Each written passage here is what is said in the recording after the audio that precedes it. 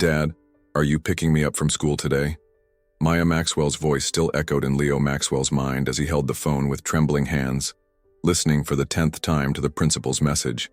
His daughter hadn't been picked up today. We're worried. 3 days, 72 hours, 4,320 minutes since his 9-year-old girl simply vanished on the way from school to the school bus.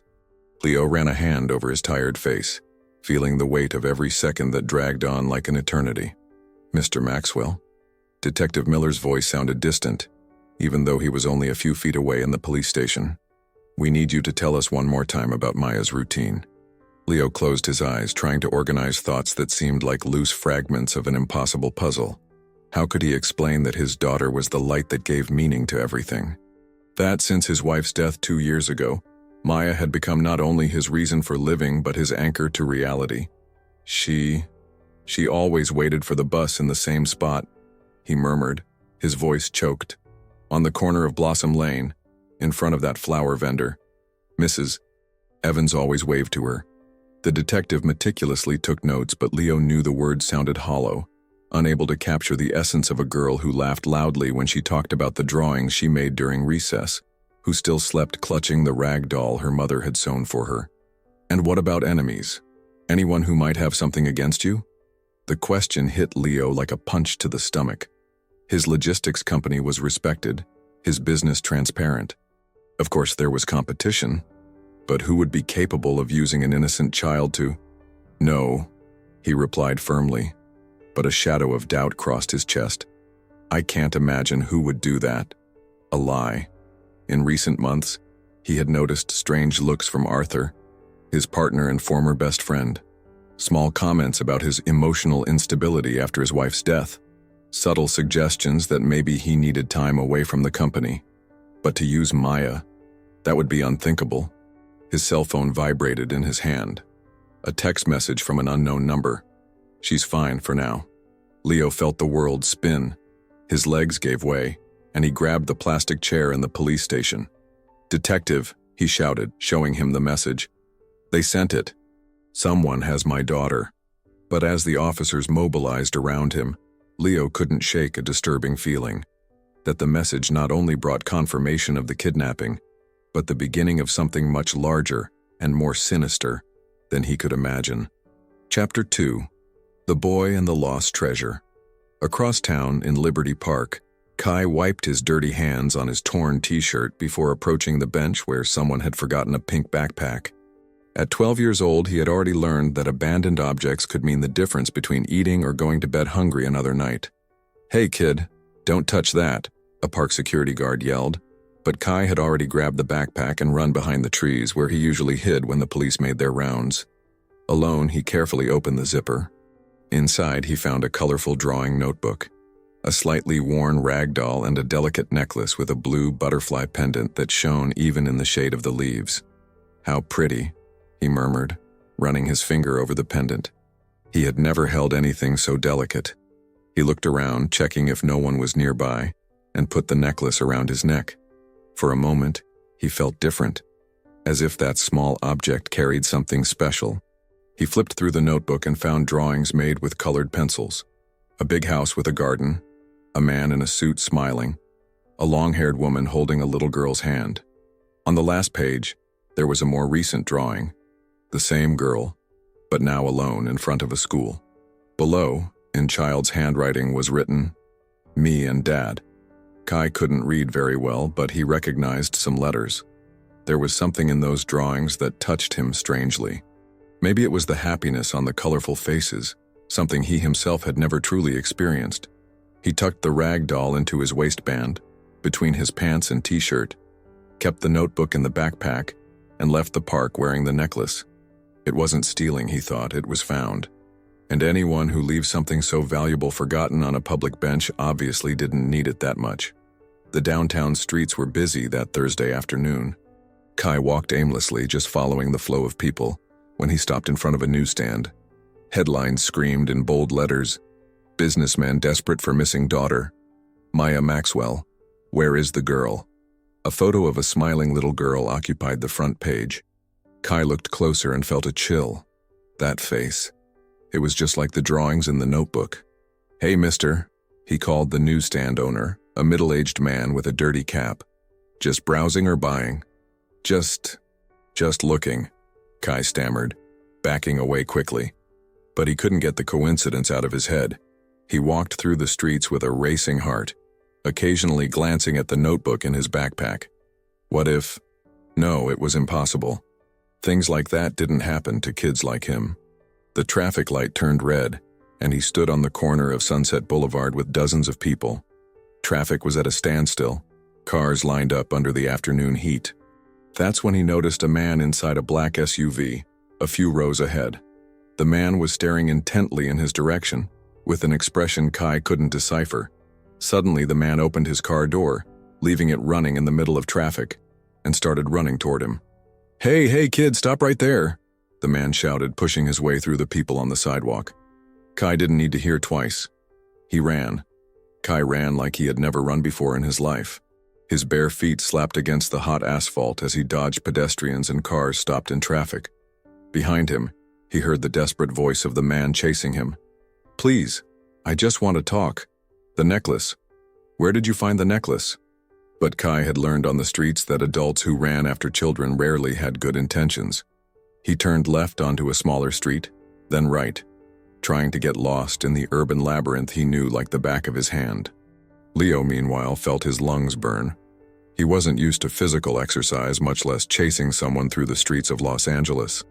But when he saw that necklace around the boy's neck, the blue butterfly necklace he himself had given Maya for her last birthday, something primal took hold of him. "Wait!" he shouted again, turning the corner and almost tripping over a pothole. "I won't hurt you." Kai stopped abruptly. Maybe it was exhaustion, or maybe the desperate sincerity in the man's voice, but something made him turn around. Leo also stopped, panting, hands on his knees, trying to catch his breath. The necklace," Leo pointed with a trembling finger. "Where did you find that necklace?"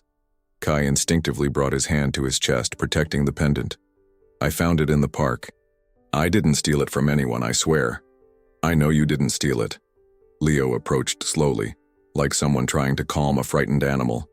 "That necklace, it belongs to my daughter." "Your daughter?"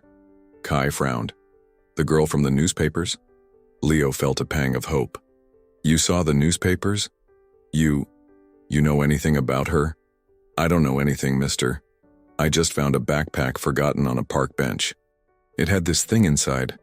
Kai took the necklace off his neck but held it firmly. "There's more stuff too." "What else?" Leo took another step closer.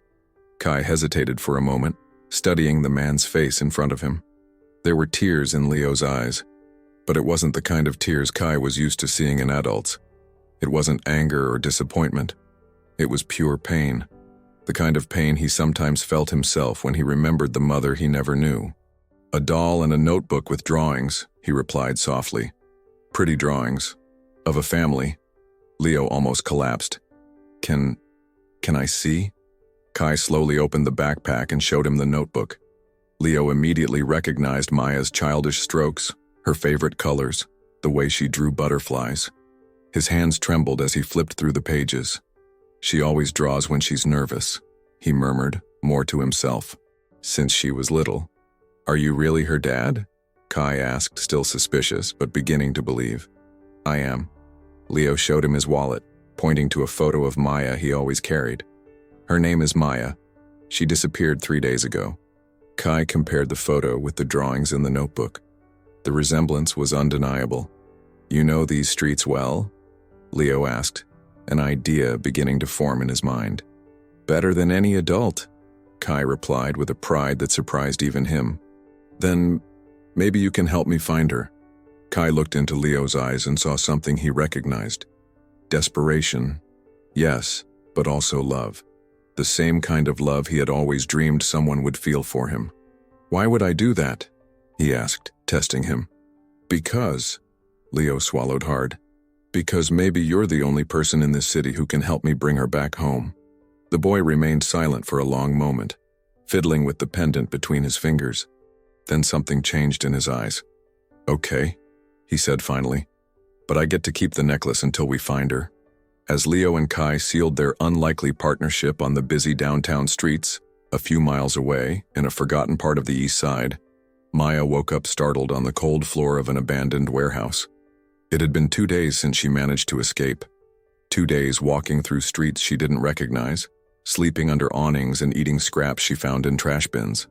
Her small feet were bruised and hunger made her stomach ache, but the determination in her childish eyes remained unwavering. "I won't be used," she murmured to the rag doll that wasn't there anymore. Maya looked around, desperate. Her doll, her notebook, her backpack, everything had been left behind in the park where she had slept the night before. Tears streamed down her dirty face. Those objects were all that remained of the life she knew, especially the necklace with the blue butterfly, a gift from her dad which always made her feel protected. But she couldn't go back, not after overhearing the conversation between Aunt Valerie and Uncle Arthur. Though she had never liked calling her dad's former partner Uncle. "The plan is working perfectly," she remembered Valerie's cold voice. "Leo is emotionally shattered. In a few days he'll sign anything we put in front of him." "And the girl?" Arthur had asked. "The girl goes home as soon as we have control of the company. Simple as that." But Maya wasn't just the girl. She was Leo Maxwell's daughter, and even at 9 years old, she understood that she was being used as a pawn in a cruel game. And she refused to participate. She left the abandoned warehouse and walked through the deserted streets of the morning. Without her drawing notebook, she needed to find another way to orient herself. She began to observe everything around her carefully. Street signs, building facades, details she could memorize so she wouldn't get completely lost. A blue sign caught her attention. Daisy Street. She repeated the name several times so she wouldn't forget. Just ahead, she saw a bakery with a yellow facade and a rusty iron gate. She mentally recorded every detail. "Excuse me, little one?" A female voice startled her. It was an elderly lady with a flowered apron and a kind smile. "Are you lost?" Maya instinctively recoiled. She couldn't trust anyone, not even friendly old ladies. "No, ma'am, I'm just waiting for my mom," she lied, her voice trembling. The woman looked at her with maternal suspicion. "Are you hungry? I have some warm rolls here at the bakery." Maya's stomach rumbled loudly, betraying her. But she shook her head and ran off before the stranger's kindness could break her resolve. She ran until she found a small park with a rusty slide and some broken benches. There, hidden behind a large tree, she allowed herself to cry for a few minutes. She cried for the lost doll, for the necklace that was no longer around her neck, for her dad who must have been desperately looking for her. But mainly she cried because even though she was just a child, she knew she couldn't go home until she was sure it was safe. Until she was sure that Aunt Valerie and Arthur couldn't hurt her or use her to hurt her dad anymore. She wiped her tears with her dirty hands and stood up. She needed to find a way to warn her dad about the plan, but how? She didn't know how to use a public phone, she had no money, and she didn't know anyone she could trust. That's when she saw, across the park, a slightly older boy collecting cans from a trash bin. He seemed to know those streets well, moving with the confidence of someone who knew exactly where he was. Maya hesitated. Would it be safe to approach? Could the boy help her, or would he be another danger? As she pondered, the boy looked in her direction and waved timidly. For a moment, their eyes met across the park, two small survivors recognizing the same urban loneliness in each other. But before Maya could decide whether to approach, the sound of a police siren echoed through the streets, and both ran in opposite directions, getting lost again in the gray immensity of the city. 3, 2, 1, on air! Leo adjusted his tie for the 10th time in the last 5 minutes. The TV station studio was cold, but his hands were sweating. In front of him, anchor Christine Adams prepared the final questions before the live evening news broadcast. "Remember, Mr. Maxwell," she said with a professional voice but kind eyes. "Speak from the heart. The whole country is rooting for Maya's return." Leo nodded, trying to control the emotion that threatened to overflow. In recent days, since meeting Kai, he and the boy had traveled through dozens of neighborhoods, talked to hundreds of people, but still had no concrete clues about his daughter's whereabouts. "Good evening, viewers," Christine began, looking directly into the camera.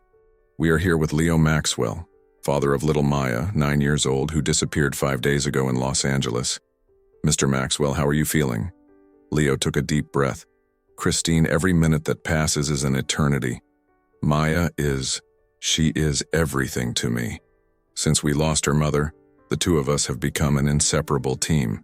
She teaches me every day what unconditional love is." His voice trembled slightly.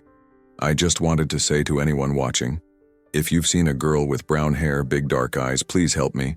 She's brave, she's smart, but she's just a child who wants to come home.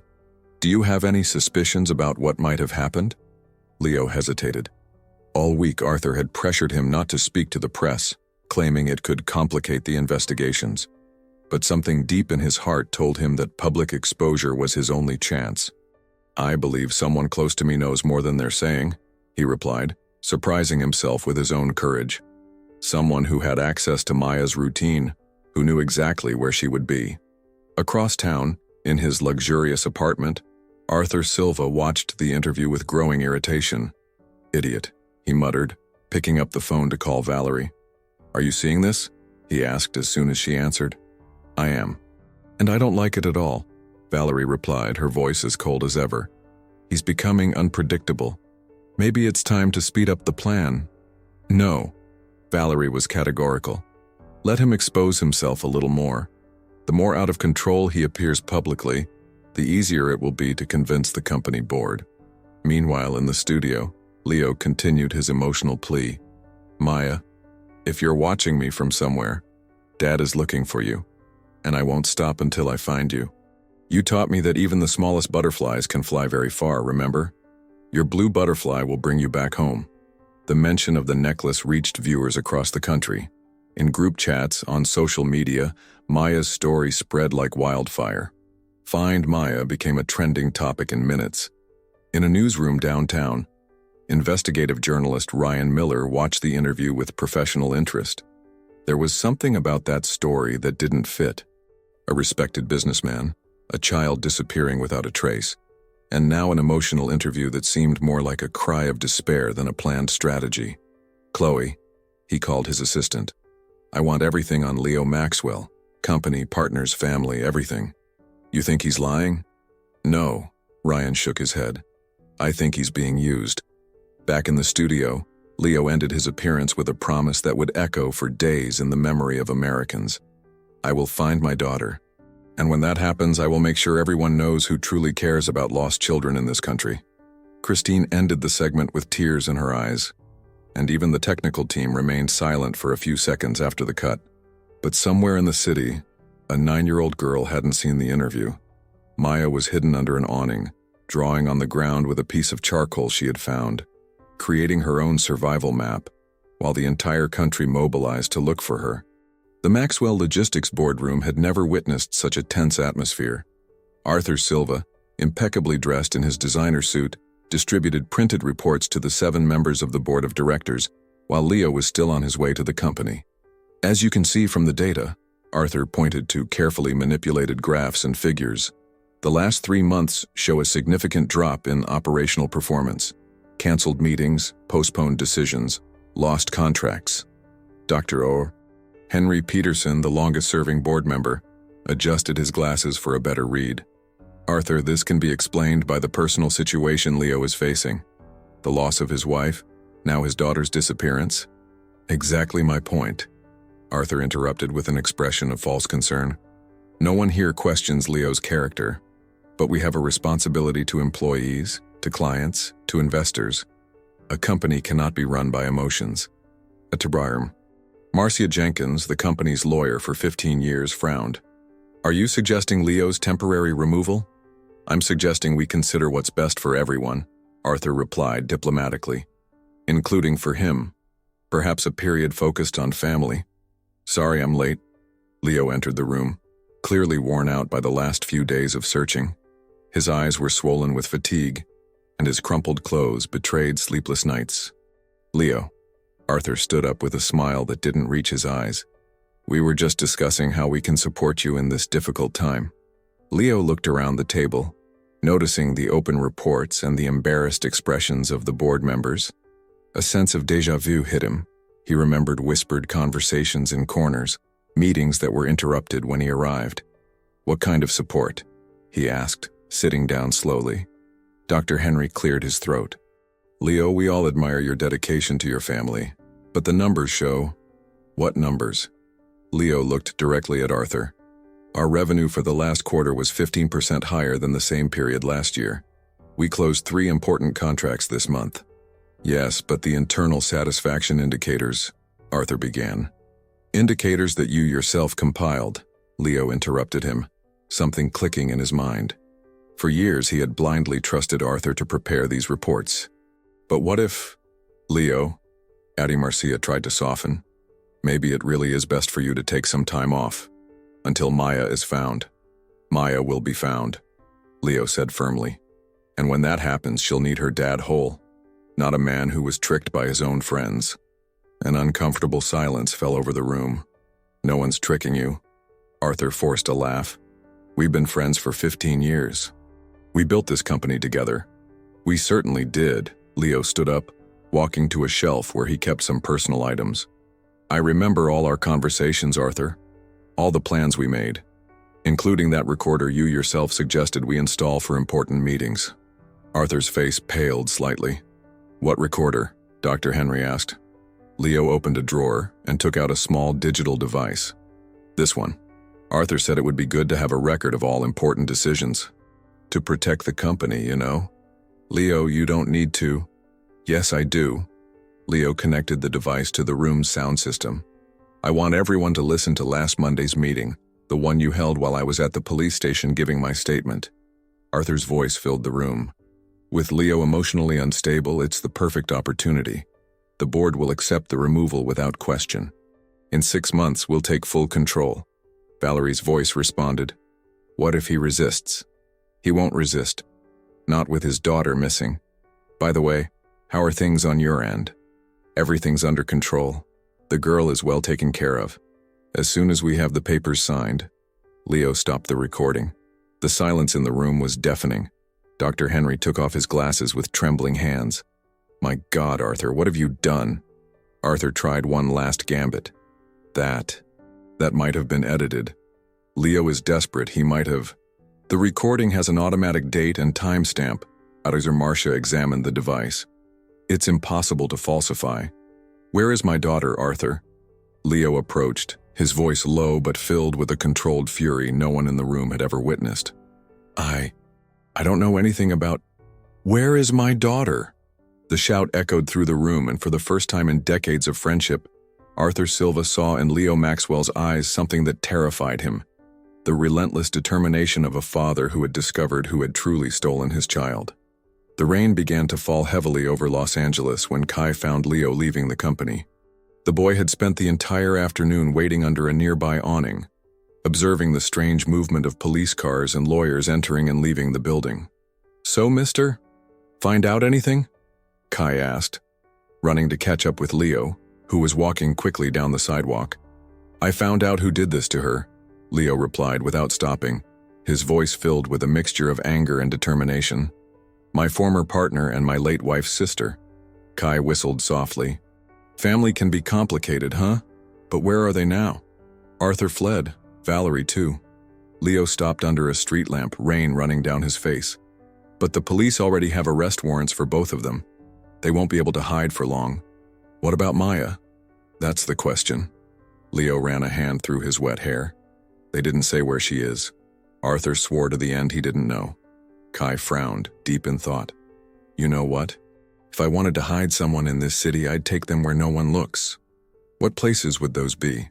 The places where people like me live. Kai looked into Leo's eyes. Abandoned buildings, empty warehouses, those areas adults pretend don't exist. Leo felt a pang of hope. You know these places.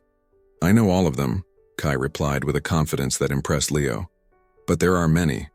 We'd need some clue to know where to start. They walked in silence for a few minutes, each lost in their own thoughts, when they passed a small flower shop on the corner. The rain had subsided, and an elderly lady was rearranging wet pots on the sidewalk. Mrs. Evans, Kai waved to the woman. How are you? Kai, my boy, the lady smiled. You've been gone these past few days. I was worried. I had some things to deal with. Kai looked at Leo. Mrs. Heavens, you haven't seen a little girl around here lately, have you? Small brown hair? A girl? Mrs. Evans stopped arranging the flowers. Yes, I saw a strange girl the day before yesterday. She passed by here early in the morning, all dirty, looking lost. Leo quickly approached. What was she like? Tiny, big eyes. Looked scared. Mrs. Evans looked carefully at Leo. Do you know her? She's my daughter. Leo took Maya's photo from his wallet. Is it her? Mrs. Evans adjusted her glasses and examined the photo carefully. Oh my God, it is.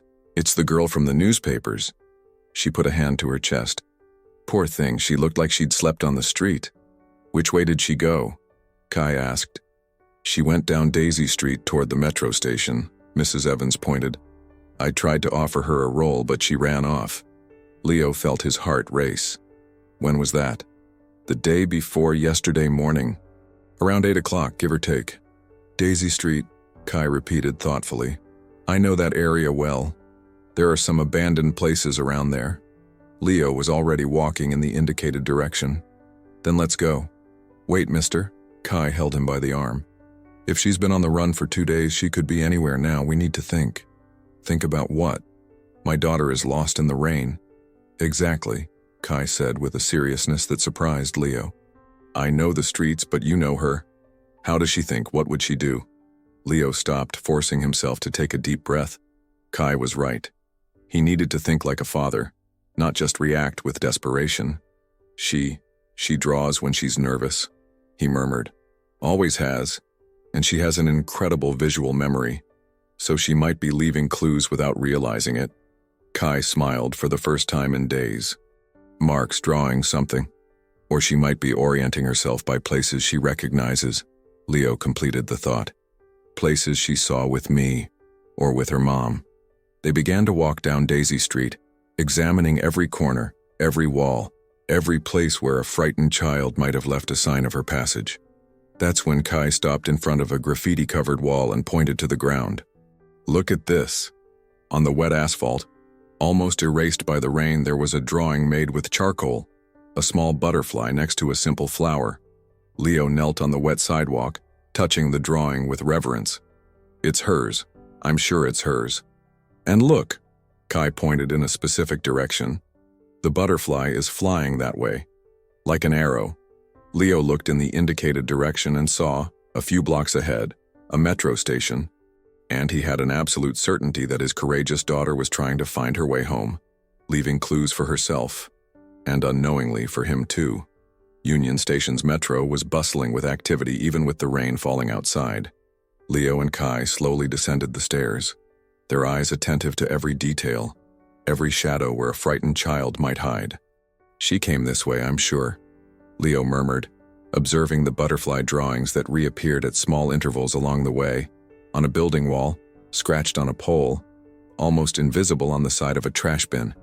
Kai stopped in front of a bench where some homeless people were taking shelter. Old Man Pete, he called to a middle-aged man with a gray beard. Did you see a little girl here? Brown hair, alone? Old Man Pete looked suspiciously at Leo, but answered Kai. Yeah, kid. She came through here last night. Looked lost, poor thing. I offered her a piece of bread, but she refused and went down to the platforms. She went down alone? Leo approached, trying to control the anxiety in his voice. Alone and scared, Old Man Pete confirmed, but smart. I saw her studying the subway map for a long time before choosing where to go. Leo felt a mixture of pride and despair. His 9-year-old girl, navigating the Los Angeles metro system alone, trying to find her way home. They went down to the platforms and began to investigate. Kai knew that environment well. He had slept there many times when the streets became too dangerous. Look here, Kai pointed to a dark corner between two pillars. Someone slept here recently. And look at this. On the ground, there were more drawings. A simple house, a tall man next to a small girl, and something that made Leo's heart jump, a car he immediately recognized as his own. She was trying to remember how to get back, Leo whispered, touching the drawing. My brave girl. Mister, Kai's voice sounded strange. There's something else. Leo turned and saw Kai holding a small piece of paper. It was a page torn from a notebook with a more elaborate drawing, an abandoned community center that Leo didn't recognize but which made Kai's eyes light up. I know this place, the boy said, excited. I've slept there many times. It's a community center that closed about 2 years ago on the east side. Far from here? About 5 stations, but what? Kai hesitated. It's kind of a dangerous place at night. A lot of strange people around there. Leo felt a shiver down his spine. Let's go. Now. While waiting for the train, Leo couldn't stop looking at Maya's drawings. Each stroke revealed not only her location but her emotional state. Some drawings were firm and determined. Others trembled with fear or exhaustion. The train arrived packed, but they managed to get in. During the journey, Kai was restless, constantly looking at the stations passing by. Is everything okay? Leo asked. It's just, if she really went there, we might not be the only ones looking for her. Kai replied softly. What do you mean? That area is territory for some groups that don't really like lost kids asking questions. Kai looked seriously at Leo. We'll have to be smart. 2 stations before their destination, something unexpected happened. A small girl entered the car at Union Station, accompanied by a woman Leo couldn't quite see because of the crowd. For a second, a very brief second, he was sure it was Maya. Maya! He shouted, trying to move through the people.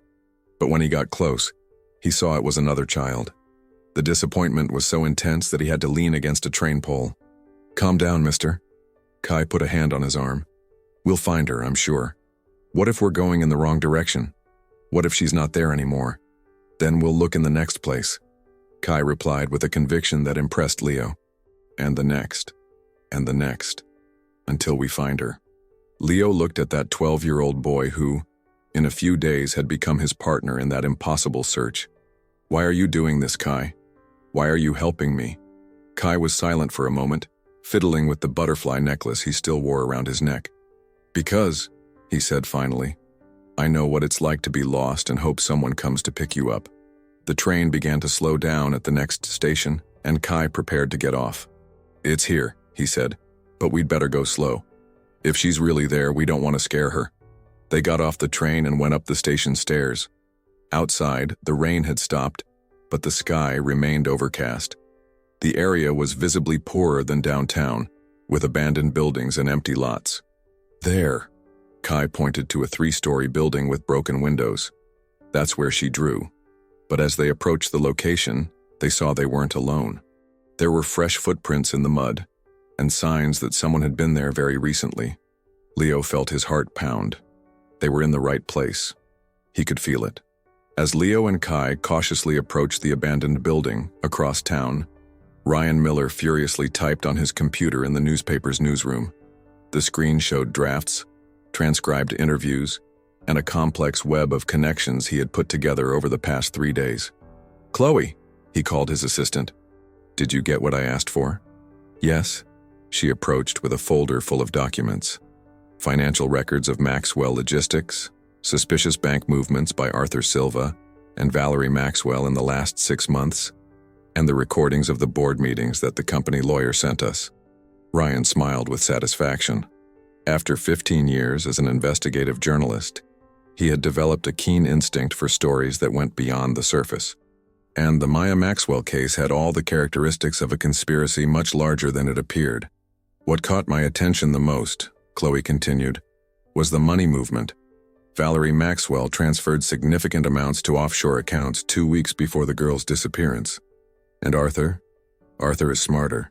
He used shell companies, but the trails lead to the same place, an attempt to move money out of the country. Ryan leaned back in his chair, mentally organizing the narrative. So we have a desperate father, a missing child, a corporate coup orchestrated by family members, and he paused, looking at a photo he had taken that morning. The photo showed Leo and Kai walking together through the streets, the boy pointing to something on the horizon while the businessman listened attentively. And an unlikely friendship that might be saving this story, he completed. Are you publishing today? Chloe asked. I am, and with an angle no one expects. Ryan began to write. The Necklace, the Boy, and the Silence, by Ryan Miller. In a city where children disappear every day without generating a single newspaper line, why did Maya Maxwell's case mobilize the entire country? The answer lies not only in her family's economic power, but in a plot that exposes the deepest wounds of American society. 5 days ago, when Leo Maxwell ran after a street boy wearing his missing daughter's necklace, he didn't know he was starting a partnership that would change not only his search, but public perception of who truly matters in this country. Kai, fictitious name to protect the minor, could have vanished with the necklace and never been seen again. After all, children like him know that society prefers not to see them. But he chose to help. He chose to trust a man who, in the eyes of many, was just another desperate rich businessman. What Kai didn't know was that he was about to unravel a conspiracy that went far beyond a simple kidnapping. Ryan paused his writing and checked his phone. He had several messages from sources confirming information about Arthur and Valerie, but one message in particular caught his attention. It was from a Maxwell logistics employee. Arthur and Valerie were seen this morning at LAX. They tried to use fake passports. They've been detained. "Chloe," Ryan shouted. "Change of plans. Arthur and Valerie have been arrested. I need to rewrite the ending." He returned to the text, now with more urgency. Breaking news. As this reporter was writing this story, Arthur Silva and Valerie Maxwell were detained at Los Angeles International Airport, attempting to leave the country with fake documents. Federal agents confirm both are considered primary suspects in Maya's disappearance. But the question remains, where is the girl? And here's the most touching part of this story. While the true culprits were trying to flee the country, a father and a street boy were scouring the most forgotten parts of Los Angeles, following clues left by a courageous child who refused to be a victim. Kai knows Los Angeles in a way no GPS could map. He knows the alleys where children hide, the abandoned buildings where they find shelter, the streets that become home when there's nowhere else to go. Leo Maxwell discovered that looking for his daughter also meant seeing a reality that had always been there, but that he, like most of us, preferred to ignore.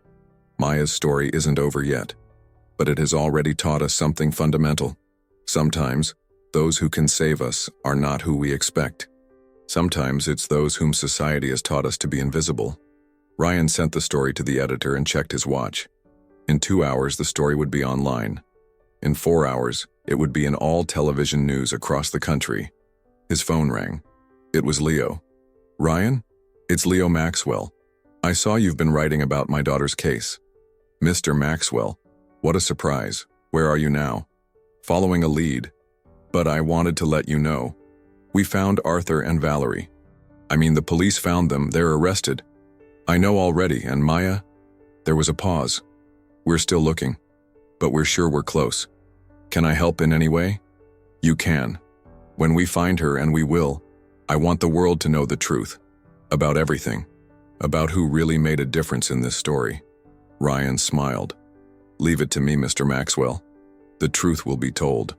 After hanging up, Ryan looked again at the photo of Leo and Kai. In a few hours, that image would be plastered on websites and newspapers across the country, symbolizing a friendship born of despair, but grown in hope. And he was sure it was just the beginning of the story. The rain had started again when Maya woke up under the awning where she had spent the night. Her small feet were sore, and hunger had been gnawing at her stomach for hours. She looked around, checking if she was alone before picking up the piece of charcoal she had found the day before. On the wet ground, she drew once again. The facade of the building where she had slept, an arrow indicating the direction she intended to go, and a small butterfly. Always a butterfly. It was her way of leaving clues for herself, but also a secret hope that, somehow, these marks could guide her back home. "Dad must be looking for me," she murmured to herself as she did every morning to keep her courage up. "He would never give up on me." Maya stood up and began to walk toward the metro station. She had studied the map the night before and concluded that if she could reach the blue line, she could try to get closer to home. She had no money for the fare, but she had observed that some people hopped the turnstiles when the security guards weren't looking. As she walked through the still deserted morning streets, she didn't notice two men watching her from afar. They were Arthur's associates who had been ordered to resolve the situation before the police got too close. But with their boss arrested a few hours earlier, they were confused about what to do. "We should just let the girl go," one of them muttered. "With Arthur arrested, it doesn't make sense anymore. What if she tells everything she saw?" "We'll get arrested too," the other replied. But Maya, oblivious to the danger lurking around her, continued her determined walk toward the metro. Across town, Leo and Kai cautiously approached the abandoned community center. The 3-story building had broken windows and was covered in graffiti, but Kai immediately noticed signs of recent activity. "Someone's been here in the last few hours," he whispered, pointing to footprints in the mud. "And look here." On the side wall there were more of Maya's drawings, a staircase, a door, a window on the 2nd floor, like a detailed map of the place. She was here. Leo felt his heart race. My girl was here. They entered the building carefully. The 1st floor was empty, full of rubble and broken furniture. But on the 2nd floor they found clearer signs. A small nest made of cardboard and old rags, food scraps, and more drawings on the walls. She slept here. Kai examined the makeshift bed. But not last night. This is already cold. Leo knelt beside the drawings on the wall. There was a sequence that told a story. First Maya being taken by 2 people, clearly Valerie and Arthur, then her escaping, and finally her alone, walking through several streets until she reached that place. "My God," Leo murmured, touching a drawing that showed Maya crying. What she went through alone. "But look here," Kai pointed to the last drawing in the sequence. She drew a metro station, and look at the direction of the arrow. Leo analyzed the drawing. The arrow pointed toward what appeared to be downtown. "She's trying to get back home," he said with a mixture of pride and concern. "Alone, without anyone's help, she's trying to get back. Then we have no time to lose." Kai was already heading for the stairs. "If she left here yesterday, she could be anywhere now." They ran down and out of the building. Leo pulled out his cell phone and called the police, informing them of the discovery, but without stopping his walk toward the nearest metro station. At that very moment, Maya descended the stairs of Union Station, trying to blend in with the morning rush of people going to work. Her plan was simple: take the first train heading home and hope to go unnoticed. But when she reached the platforms, something unexpected happened. Across the tracks, climbing the opposite stairs, she saw a boy who seemed familiar. He wore a necklace around his neck that sparkled even under the artificial light of the metro. Maya stopped halfway up the stairs, trying to see better. The necklace. It looked like hers, but that was impossible. Her necklace had been left in the backpack she lost in the park. The boy also stopped and looked in her direction. For a moment, through the crowd and the train noise, 2 gazes met. Both had the strange feeling that they knew each other, but couldn't place from where. Kai felt something strange in his chest. That girl. There was something familiar about her. But before he could think better, Leo pulled him by the arm. "Come on, Kai, the train's coming." And Maya, startled by the movement of people, quickly went down the last few steps and got lost in the crowd on the platform. The near encounter lasted only a few seconds, but both carried with them the feeling that they had lost something important, without knowing exactly what. Leo and Kai boarded the train heading downtown, while Maya, across the tracks, boarded a train that would take her in the opposite direction. Further from home, but also further from the men who were still looking for her in the shadows of the city. Fate had placed the 3 most important people in this story in the same place at the same time, separated only by a few feet of concrete and steel. But sometimes, a few feet can be the distance between salvation and another lost night on the streets of a city that never sleeps. Sir, wait up!" Leo and Kai were leaving Union Station when a female voice called them. They turned and saw a middle-aged woman running toward them, carrying a small flower cart. "Sorry to bother you," she said out of breath, "but I saw you on TV. You're the dad and the boy looking for the little girl, right?" Leo nodded, always hopeful when someone approached with information. "Yes, that's us. Did you see anything?" "Yes, I did." The woman smiled, her eyes shining with excitement. "Yesterday morning, very early, a little girl passed by here. Tiny brown hair, all dirty, poor thing." Kai approached. "Was she alone?" "Alone and looking lost. She kept looking at my flowers for a long time, especially the white daisies. Then she asked if I knew Daisy Street." Leo felt his heart race. "And you know it?" "Of course I know it. It's near where I live, but I told the girl it was far from here, that she'd better take a bus." The vendor paused with an expression of regret. "Now that I know who she was, I wish I had helped more." "Are you sure it was her?" Leo showed Maya's photo on his phone. The woman looked carefully and confirmed emphatically. Absolutely sure. In fact, she was wearing a necklace just like the one that boy is wearing, she pointed to Kai. Leo and Kai exchanged a meaningful glance. Did she say anything else? Leo asked. She said she was looking for her dad, that he always bought flowers for her mom on a street with a flower name. The vendor wiped a tear from her eyes. I offered her a daisy, but she said she didn't have any money. Even so, I gave her a little flower. She was so happy. Which way did she go? Kai asked, already anxious to continue the search. She went down downtown streets, toward Sunset Boulevard, but that was yesterday morning. I don't know where she might be now. Leo thanked the woman warmly and left her his business card. If you see her again, please call me immediately. You got it, dear. And may God help you find her soon. As they walked away, Kai noticed that Leo was more thoughtful than usual. What's wrong, mister? We're on the right track. That's what worries me, Leo replied. If she was heading toward Sunset Boulevard yesterday morning, and if she knows the city as well as she seems to know it, do you think she might have gotten close to home? Or she might be trying to get there? The problem is, if Arthur and Valerie had people watching our house, she might have been seen. They walked in silence for a few minutes, each lost in their own thoughts.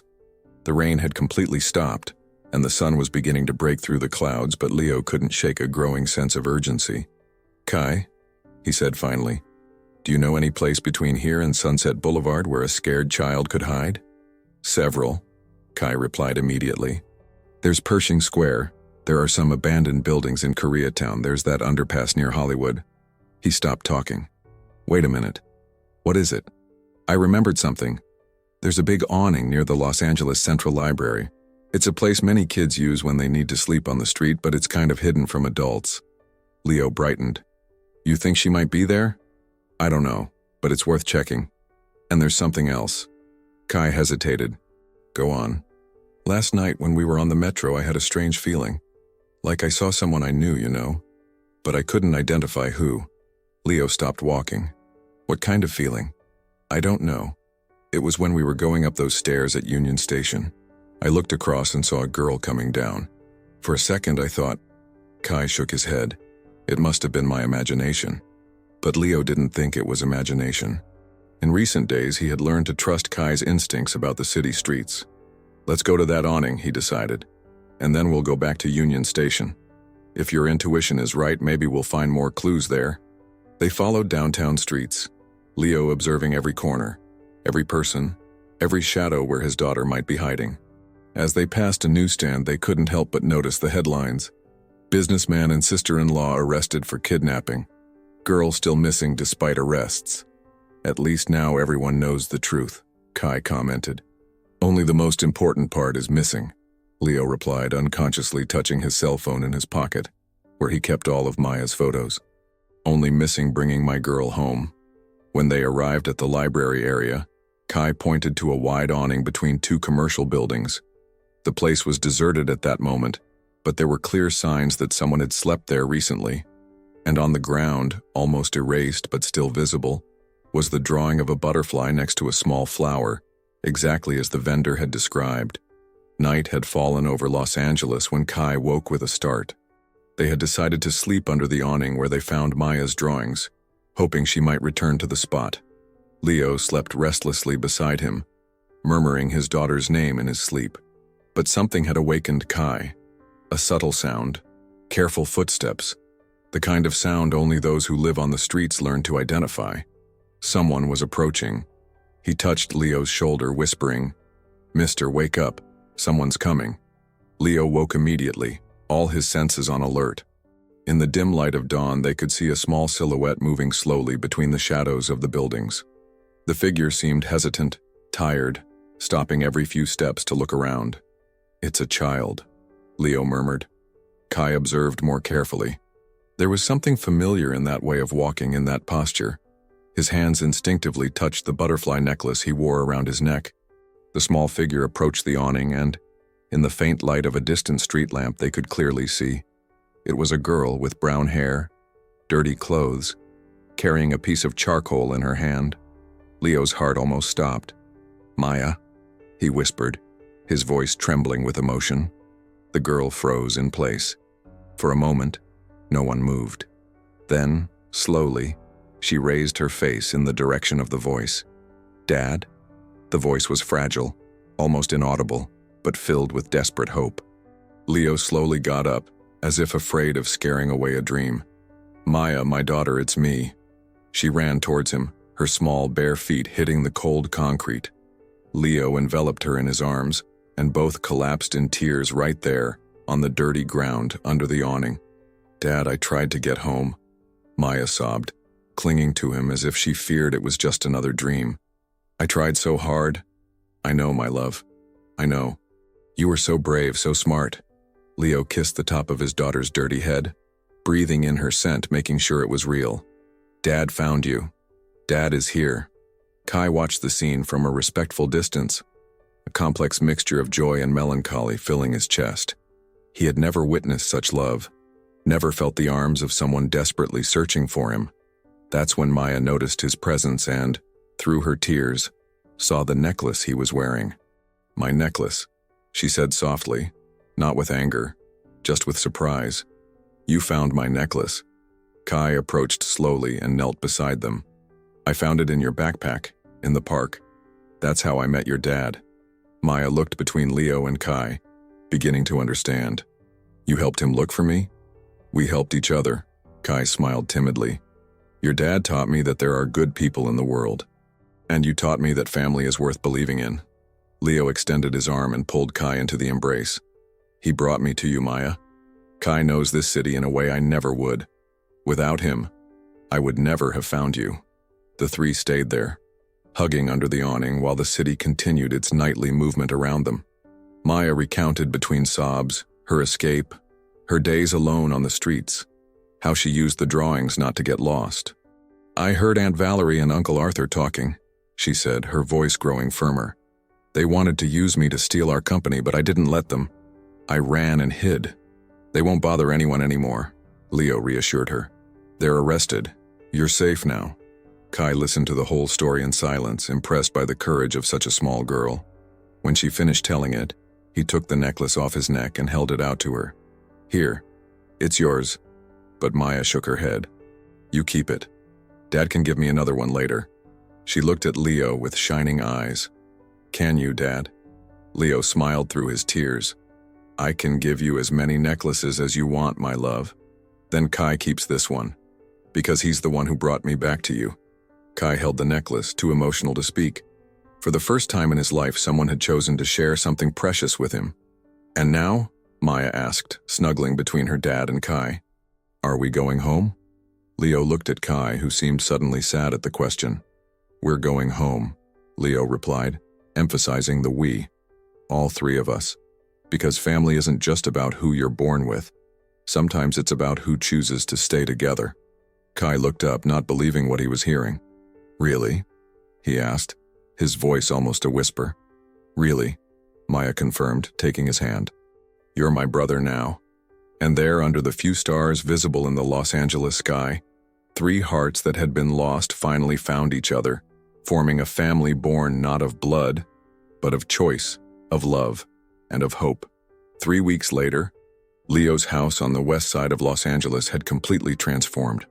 What was once a silent home, still marked by his wife's absence, now vibrated with the voices of 2 children running through the hallways, laughing loudly and filling every corner with new life. "Kai! Maya! Breakfast is ready!" Leo shouted from the kitchen, smiling as he heard the commotion upstairs. Kai descended the stairs slowly, still not entirely used to the idea that this house was truly his too. In the first few weeks, he would wake up in the middle of the night thinking he was dreaming, that at any moment someone would send him away. But Leo, with infinite patience, repeated every day, "This is your home. Forever." "Good morning, Dad," Kai said, testing the word that still sounded strange in his mouth. Leo smiled and ruffled the boy's hair. "Good morning, son. Sleep well?" "I did.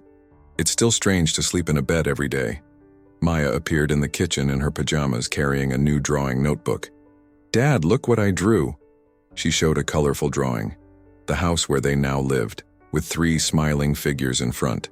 Leo in the middle, her on one side and Kai on the other, all wearing blue butterfly necklaces. "It's beautiful, my love," Leo kissed his daughter's forehead. I'm going to frame it and put it in the living room. Really? Really? Because now our family has an official artist. Kai watched the interaction with a smile on his face. In recent weeks, he had learned that real families do these little things: frame drawings, argue over toys, hug before bed, and always wait for each other. So, kids, Leo served coffee. Are you excited for today? Very. Maya jumped in her chair. Will there be a lot of people? Yes, there will. Ryan said several journalists want to meet you, and a lot of people are interested in helping the project. The project. Leo had kept the promise he had made to himself the night he found Maya and Kai. Using part of the resources Arthur had tried to steal from the company, he created the Future Foundations Project, a support center for homeless children located downtown. Kai would be the project's ambassador, telling his story to show that every child deserves a chance. Maya insisted on being the official artist, creating drawings that would be used in promotional materials. Dad, Kai hesitated. What if I don't know what to say in the interview? You just need to tell the truth. Leo sat next to him. Tell them what your life was like before, how you felt and how you feel now. People need to hear that. What if they don't believe it can work? They will believe. Maya held her brother's hand. Because you're proof that it does work. Leo felt his heart swell with pride. In recent days, he had seen Maya mature in an impressive way. The experience on the streets had made her more empathetic, more aware of the reality of other children like Kai. Besides, Leo continued, today isn't just about the project. It's about showing that family can be formed in many different ways. The phone rang, and Leo answered. It was Ryan Miller. Leo, I'm on my way to your house. Today's story is going to be historic. You think so? I'm sure.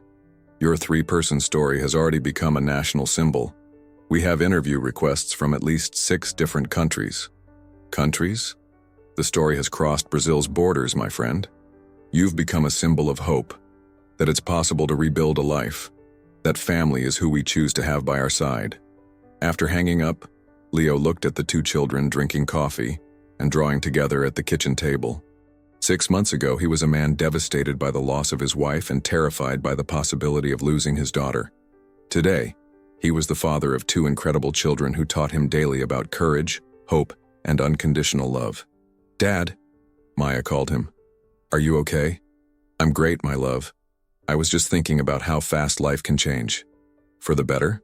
Kai asked. Much for the better. Leo joined them at the table. Much for the better. Outside Los Angeles woke up to another day. But inside that house, 3 hearts that had found each other in the darkness celebrated the light they chose to create together. The doorbell rang. Ryan had arrived, bringing with him the cameras that would tell the world the story of how 3 lost people found each other and formed something stronger than any adversity. A family based on love, choice, and the hope that tomorrow can always be better than yesterday. 1 year later, in the garden of the house that had become home to 3 hearts, Leo adjusted his camera while Maya and Kai ran among the flowers they had planted together. The Future Foundations Project had already helped over 200 children, and the Maxwell family's story had inspired similar projects in 12 U.S. states. Dad, come see, Maya called him, pointing to a blue butterfly that had delicately landed on the white daisies they planted in honor of the flower vendor who had helped them in their search. She's just like the ones on our necklace, Kai observed, touching the pendant he had never taken off his neck. Leo approached and the 3 watched in silence as the butterfly slowly opened and closed its wings, as if posing for them. You know what I learned? Leo said, embracing his children. I learned that the most beautiful butterflies are those that spent the most time in darkness before being able to fly. Like us? Maya asked. Like us, Leo confirmed. Kai smiled, remembering the first time he saw that necklace in an abandoned backpack in the park.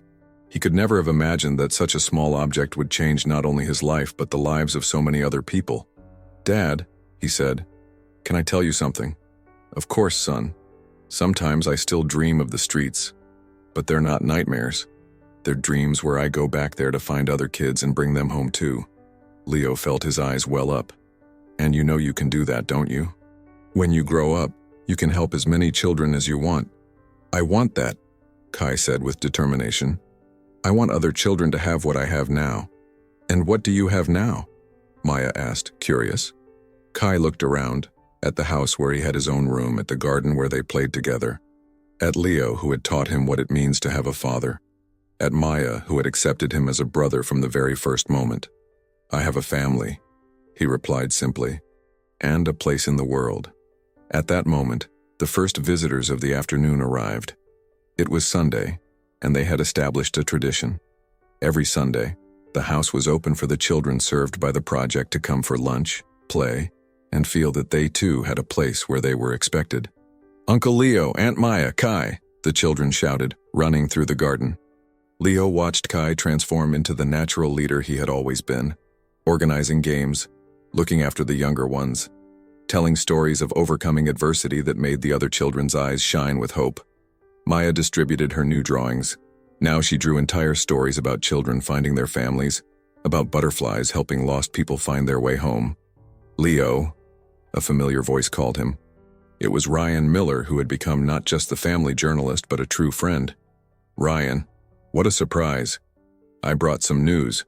Ryan smiled, showing an official letter. The project has been selected to receive the National Human Rights Award. The ceremony will be in Washington, D.C. next month. Leo read the letter, moved. That's incredible. And there's more. Ryan pulled out his cell phone. Invitations have arrived from 3 countries for you to tell your story there. Mexico, Argentina, and Portugal want to implement similar projects. What do you think, Dad? Maya had approached and overheard the conversation. Leo looked at her, then at Kai playing with the other children, then at the house that had become a refuge for so many families. I think our butterfly has grown big enough wings to fly very far, he replied. In the afternoon, after all the children had left, the 3 sat on the porch to watch the sunset. It was their favorite ritual. The moment they talked about the day, made plans for the future, and simply enjoyed each other's company.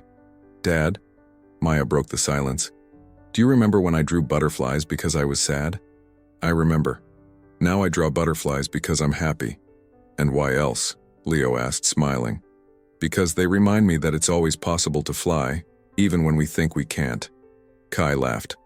Your sister is getting very wise, Dad. Both of you are. Leo hugged them. And you taught me that sometimes we need to get lost to find ourselves. That family isn't just about who you're born with, but who chooses to grow together. And that love has the power to transform anything. As the sun set over Los Angeles, painting the sky in shades of orange and pink, 3 blue butterflies flew through the garden, briefly landed on the necklaces they wore, and then moved freely through the air, carrying with them the hopes and dreams of a family that proved that love always finds a way. In Leo's pocket, his cell phone vibrated with a message. It was from the project team informing him that 15 more children had been referred for care that week. He smiled, put away his phone, and hugged his children tighter. Ready to help more butterflies fly? He asked. Always. Maya and Kai replied in unison. And there, on the porch of a house that had become synonymous with hope, a family formed by chance, but solidified by love, planned how to transform more lives. One child at a time, one story at a time, one butterfly at a time. Because they had learned the most important lesson of all, that the true miracle is not flying alone, but in teaching others to discover their own wings.